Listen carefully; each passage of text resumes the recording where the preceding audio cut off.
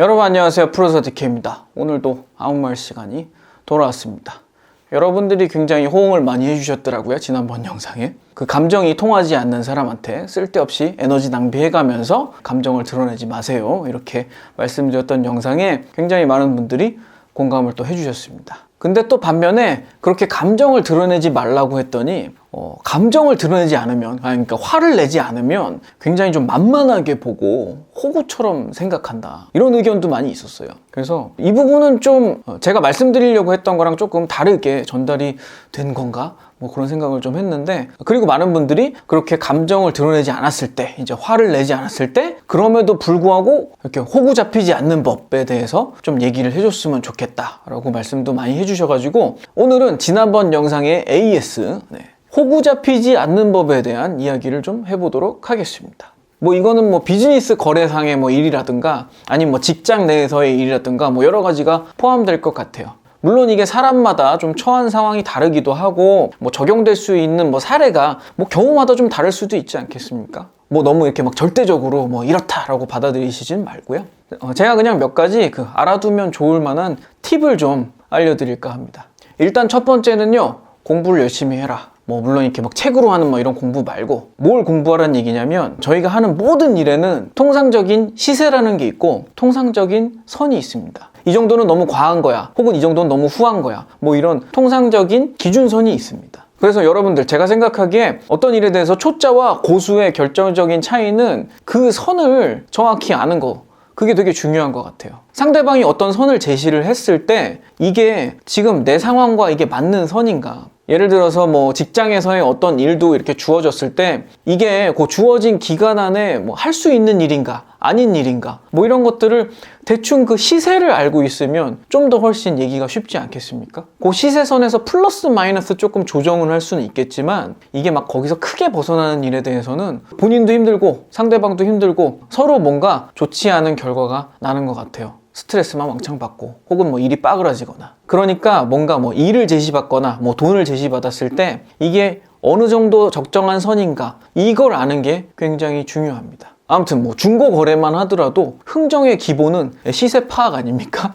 시세를 알고 뛰어들어야죠. 모든 일에는 뭐 그런 흥정, 뭐 협상, 뭐 이런 개념이 들어간다라고 보시면 맞아요. 직장 생활에서도 마찬가지예요. 직장 생활에서도 말도 안 되는 일을 줬을 때 이게 말도 안 되는 일이다를 짚어줄 수 있어야, 그래야 여러분도 스트레스 받지 않고 뭐 결과도 그렇게 나쁘지 않게 잘 마무리를 질 수 있을 거예요. 사실 대부분의 직장인들은 뭐 어쩔 수 없는 상황에 대해서 좀 야근을 하거나 이런 거에 대해서 어느 정도는 다들 이해를 하고 있을 거예요. 근데 이게 일시적인 그런 오버워크로도 커버를 할 수 없는 수준이 되면 뭐 사람을 더 채용하거나 아니면 뭐 일을 드롭을 시키던가 뭐 그런 식으로 조처가 필요하지 않겠습니까? 제가 지난 시간에 얘기했던 거는 감정을 표현하지 말라는 얘기였지, 그런 불합리한 상황에 대해서 침묵해라 라는 의미는 아니었어요. 근데 지난 시간 얘기를 다시 생각을 해보면, 그런 좀 말이 안 되는 그런 과중한 상황에 대해서 이야기를 할 때도 거기에다가 근데 감정을 실어서 말할 필요는 없다로 두 가지 좀 결론이 결합이 되겠죠. 그렇습니다. 좀 여러 가지로 좀 냉담하게 말하는 연습을 좀 할 필요가 있습니다.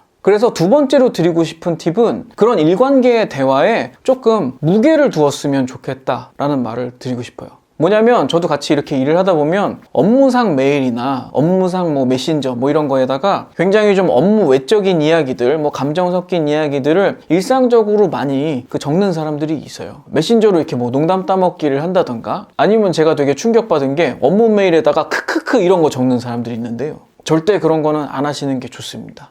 본인이 굉장히 그걸로 인해서 얼마나 가벼운 존재가 되는지 좀 생각을 해보실 필요가 있을 것 같아요. 믿겨지지 않겠지만 메일을 실제로 그렇게 쓰시는 분들이 계십니다. 사실은 근데 그거는 맞춤법 틀리는 거에 비하면 아무것도 아닌 것 같아요. 업무상 메일에 맞춤법 틀리는 분들 굉장히 가볍게 여겨집니다. 되게 조심하셔야 될 부분이에요. 물론 이거는 업무상만의 문제는 아닌 것 같고요. 여자분들이 왜 남자들 제일 깰 때가 메시지 카톡 같은 거 보냈을 때 맞춤법 틀렸을 때 굉장히 좀 깬다고 말씀들 많이 하시는데, 연애 상황에도 뭐 적용되는 얘기입니다. 실제로 여자분들이 맞춤법 틀린 남자 되게 싫어하죠. 그렇겠지. 그렇겠지? 너는 괜찮아? 그렇게까지 틀린 사람 본 적은 없는 것 같아. 근데 있어. 많이 있잖아. 막 말도 안 되는 맞춤법 쓰시는 분들 많이 있는데. 그러니까 오히려 아는 척하는 게 더 위험한 것 같아. 그런 걸로 어필하려다가 망신당하는 경우. 맞춤법 틀리고 잘못 말하고. 아는 척하다가 틀리는 경우. 아는 척하다 틀리는 경우는 진짜 더 이상 할 말 없습니다. 안 그래도 제가 세 번째 드리고 싶은 팁이 그거였는데, 세 번째 드리고 싶은 팁은 본인이 지금 가진 거, 본인이 가진 능력이나 본인이 가진 처한 상황, 이런 것들을 좀 냉정하게 봐라 라는 거였어요. 본인이 확실히 아는 것보다 뭐 아는 척을 한다든가, 아니면 본인이 가진 건 요런데 막 있는 척 뻥카를 친다든가, 이런 것들은 거래 관계에서 굉장히 쉽게 뽀록 납니다. 사실은 이렇게 사업 같은 걸 하다 보면 조금 허풍을 치는 사람들은 있어요. 근데 그 허풍 같은 거 굉장히 쉽게 드러납니다. 저도 이거를 어렸을 때는 몰랐던 것 같아요. 제가 막 20대 때는 어떻게든 뭐 내가 일을 잘한다라는 걸 어필해야지, 내가 실력이 있다는 걸 어필해야지 해가지고 제가 막 굉장히 잘한다는 걸 막 열심히 막 뿜뿜 막 어떻게든 막 어필을 하려고 했는데, 그게 지금 와서 생각을 해보니까 제가 만약에 지금 그 20대에 그런 친구를 만난다고 치면 실력이나 경력 같은 게 눈에 바로 보이고, 그냥 걔가 그렇게 말해도 되게 허풍 떨고 있다 뭐 이런 식으로 느껴질 것 같아요. 그런 뭐 실력이나 지식이나 뭐 그런 걸 떠나서 일단 경력, 그러니까 그 업계에서 말하는 그런 업력, 이런 것들은 그렇게 하루아침에 이루어지는 게 아닙니다. 그러니까 제가 이렇게 일을 하면서 실제로 막 20-30년씩 업력을 쌓으신 분들은 만나보면 그렇게 많은 말을 하지 않아도 그 업력이 느껴져요. 그런 분들은 막 본인의 막 실력을 어필하려고 막 일부러 막 없는 말을 꺼내지도 않아요. 굉장히 말을 아끼시는데도 몇 마디 이렇게 대화를 하다 보면 이분 굉장히 그 타짜구나 라는 느낌을 많이 받습니다. 근데 보통 이거는 되게 업력이 짧은 친구들일수록 이런 것들을 잘 모르고 좀 함부로 덤비는 경우들을 많이 보기는 합니다. 어떻게 보면은 되게 실천하기 어렵다라고 생각이 드는 이유가 뭐냐면, 그 되게 이 모든 것이 보이게 되려면 본인도 사실 어느 정도 내공이 쌓여야 이런 것들이 다 파악이 되고 보여요. 제가 드리고 싶은 말씀은 뭐 그런 걸 다 파악해라 이런 얘기가 아니라, 본인이 만약에 이 분야에서 나의 경력이나 이런 것들이 어느 정도 수준이다, 예를 들어서 내가 뭐 5년 차 뭘 했다 하면은 아무래도 내가 10년 차나 15년 차, 20년 차들에 비해서는 짧은 건 맞잖아요. 그런 것들을 알고 내가 그럼 그런 수준에 맞는 그런 정말 솔직한 이야기를 해라, 그거예요. 왜냐하면 여기서 내가 괜히 번데기들 앞에서 주름 잡는 꼴이 될 수도 있고, 그게 자기가 가진 거 이하로 자기 자신을 깎아먹는 결과를 만들 수도 있습니다. 제가 이거는 그러니까 경력이 많으신 분들을 위한 얘기는 아니고, 되게 어린 친구들. 어린 친구들. 근데 사실은 그 뭐랄까,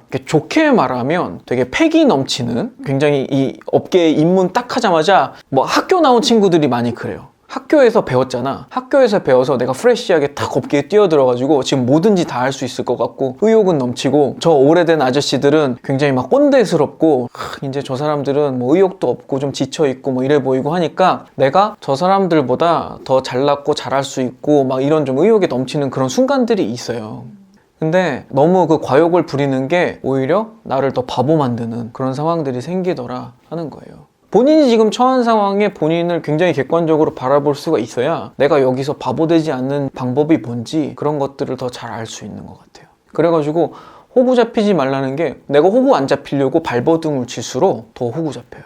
내가 호구 잡히지 않으려고 막 뻥카를 치잖아? 그럼 더 바보가 돼요. 이거는 제가 어렸을 때 그런 일들을 굉장히 많이 겪어왔기 때문에 여러분들한테 말씀드릴 수 있는 부분인 것 같아요. 다 보여, 사실은. 다 보여요. 저희가 지금 프로덕션 일 같은 거 하잖아요. 뭐 어떤 특정 작업자들 이렇게 만나면 저희는 하도 하는 일이니까 이 친구는 페이 얼마 정도, 이 친구는 페이 얼마 정도, 이것까지도 다 그냥 만나면 바로 다 보여요. 근데 그런 사람들을 상대로 여러분들이 호구 잡히지 않을 방법이 뭘까요? 어쨌든 회장님 말씀대로 이런 팁을 지금 필요로 하는 사람들은 본인이 평가하는 사람보다는 평가받는 사람들일 상황이 많잖아요. 그러니까 본인이 평가를 잘 받는 방법은 내가 어느 정도의 평가를 받을 것이다 라고 예상을 정확하게 하고 있는 게 오히려 더 평가를 잘 받는 요령이기도 합니다. 근데 본인이 평가를 어느 정도 받는지를 판단하는 게 어렵지. 내가 이 정도 일하면 얼마 받을 수 있을까를 판단을 못 하겠던데. 내가 시간을 맞출 수 있을까? 해본 적이 없으니까. 근데요, 그렇게 생각한다면 내가 이 일을 할 수 있을까 없을까는 일을 해봐야 아는 거잖아. 그러면 나는 이 일을 안 해본 사람인 거야. 완전히 초짜인 상황인 거야. 근데 내가 초짜인 거를 인정을 하고 들어가야 된다는 거야. 그러니까 일을 들어갈 때. 저도 마찬가지입니다. 저도 갑자기 뭐 이런 거에 갑자기 어느 날 뜬금없이 VR 일이라는 게 처음 생겼잖아. 처음에 VR 일이라는 게 어느 정도 강도의 일인지 어느 정도 수준의 일인지 몰라. 처음 그 VR 프로젝트를 맡을 때에는 이게 대체 내가 얼마를 불러야 되지? 이런 감도 없어요. 근데 첫 번째 일의 시행착오, 두 번째, 세 번째를 하면서 요거는 이제 얼마를 불러야 되겠다. 뭐 아니면 이게 어느 정도 강도의 일이다. 이런 걸 점점 알게 되잖아요. 그러면 제가 그럼 정확한 호가를 부를 수가 있고 아니면 상대방한테도 이건 일정이 이렇고 저렇고 뭐 이렇게 협상을 할 수 있는 그런 여지가 생겨요. 근데 내가 VR 일을 받았는데 첫 번째 일서부터 막 이런 거 같아 막 해가지고 내가 막 무슨 딜을 던졌어. 그럼 그게 막 말도 안 되는 상황을 야기할 수도 있거든. 그러니까 좀 어려운 얘기긴 하지만 이런 그런 뭐 단계별로 좀 그런 시행착오들을 쌓아서 본인을 좀 더 객관화시키는 게 되게 중요한 작업인 것 같습니다.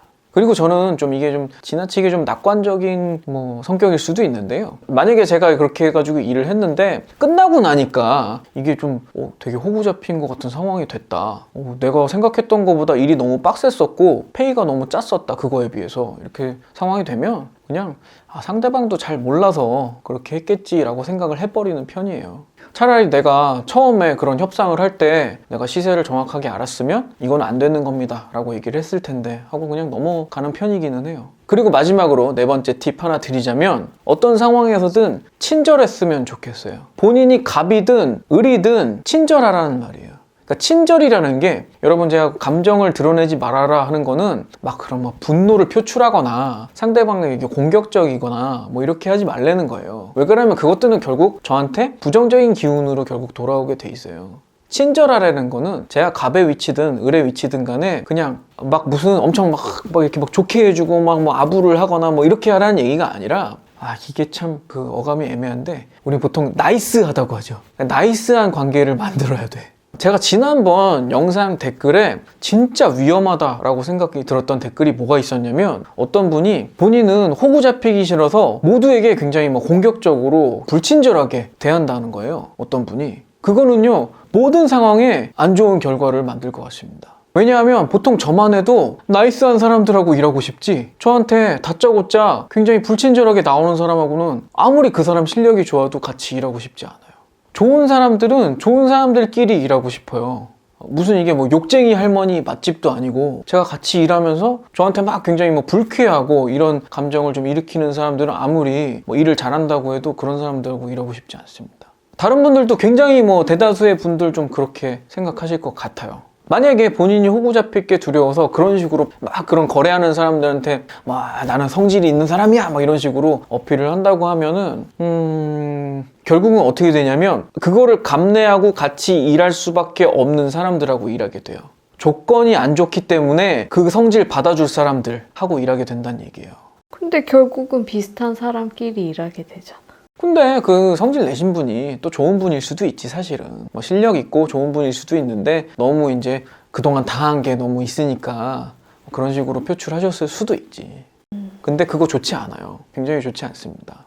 그렇게 하시면 그 성질 참으면서 대신에 싸게 일 시켜야지 이런 식으로 생각하는 사람들하고 일하게 돼요. 그렇게 생각하면 그 반대의 경우도 있지 않겠습니까? 이 사람 조금 비싸긴 하지만 이 사람하고 일하면 너무 심적으로 마음이 편해서 이 사람하고 일하고 싶어요.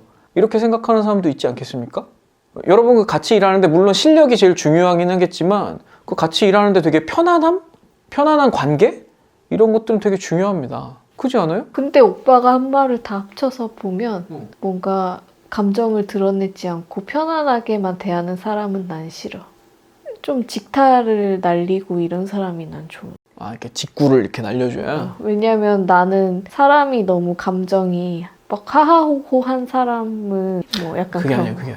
내가 하는 얘기는 감정을 드러내지 말라는 거는 불만을 얘기하지 말아라가 아니야. 그걸 오해하시면 안 돼요. 만약에 뭔가 결과물에 불만이 있어. 근데 나이스하게 직구를 날리는 게 진짜 어려운 거지. 그거 어려운 거지. 되게 어려운 거지. 근데 거기에 어떤 사람들은 살짝 오해를 하는 게 돌직구를 날리면 무조건 감정을 상하게 만들어야 된다라고 생각하는 사람들도 있어요. 어떤 사람이든 간에 어쨌든 자기가 내놓은 그 결과물에 대해서 예를 들어서 지적을 받는다든가 이건 뭐 이런 정도 수정해 주세요 뭐 이런 얘기를 받으면 피곤하고 짜증나고 뭐 여러 가지 싫긴 하겠지만 그게 그냥 그런 일관계에 있어서 어떤 감정도 싫지 않고 그냥 이런 부분은 이런 필요가 있어서 이렇게 한다라고 말을 하는 거에 사람들이 익숙해질 필요가 있어요.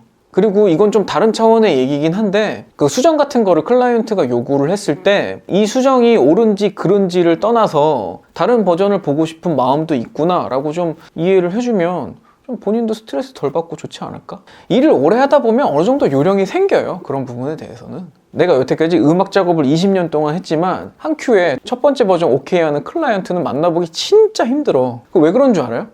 그 클라이언트들은 자신이 없어서 그래.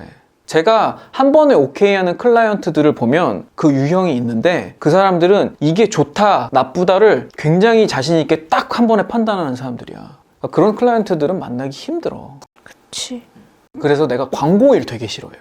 광고는 광고 대행사들이 수집을 하잖아, 결과물을. 그래가지고 자기들이 컨펌을 못해. 그러다 보니까 우리한테 자꾸 음악 같은 것도 막 3가지 버전, 4가지 버전 막 해달라고 요구를 하는 거야. 자기들이 컨펌 못하니까. 자기들이 자신이 없으니까. 차라리 내가 광고주랑 직접 딜을 했다면 광고주한테 이거 좋지 않습니까? 광고주 좋은데요? 아니면 싫은데요? 이렇게 말을 해줄 수가 있을 텐데 그 중간자를 끼는 그런 일들에 되게 스트레스를 많이 받는 경우들이 있어요. 그런 것들은 자신이 없어서 그런 거예요. 그러니까 아유 쟤들이 자신이 없어서 그렇구나 라고 심적으로라도 이해를 해주시면 본인이라도 좀 스트레스 덜 받지 않을까 하는 생각은 듭니다. 제가 좀 너무 상황을 좀 나 좋을 대로 좀 낙관적으로 좀 얘기하는 걸 수도 있는데 여러분 그 정신건강이라는 거는요 일 오래 하면 할수록 되게 중요한 겁니다. 그렇지 않습니까?